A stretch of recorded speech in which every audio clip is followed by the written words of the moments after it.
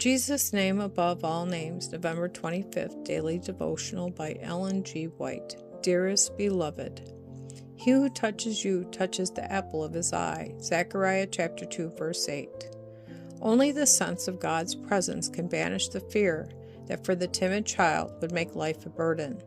Let him fix in his memory the promise, the angel of the Lord encampeth round about them that fear him, and delivereth them. Psalm 34, verse 7.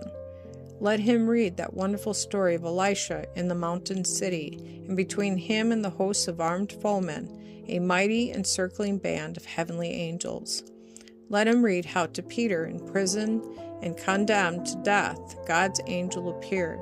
How, past the armed guards, the massive doors and great iron gateway, with their bolts and bars, the angel led God's servant forth in safety.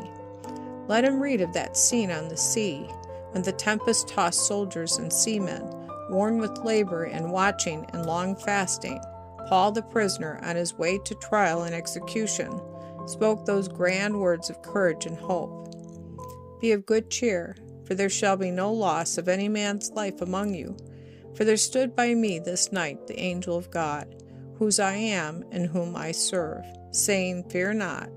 Paul, thou must be brought before Caesar, and lo, God hath given thee all them that sail with thee. These things were not written merely that we might read and wonder, but that the same faith which wrought in God's servants of old might work in us. In no less marked a manner than he wrought, then will he work now, wherever there are hearts of faith to be channels of his power. Let the self-distrustful, whose lack of self-reliance leads them to shrink from care and responsibility, be taught reliance upon God.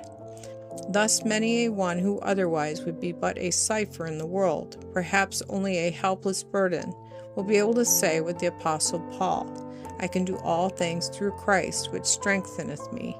Philippians chapter 4, verse 13. For the child also who is quick to resent injuries, faith has precious lessons. The disposition to resist evil or to avenge wrong is often prompted by a keen sense of justice and an active, energetic spirit. Let such a child be taught that God is the eternal guardian of right. He has a tender care for the beings whom he has so loved as to give his dearest beloved to save. He will deal with every wrongdoer.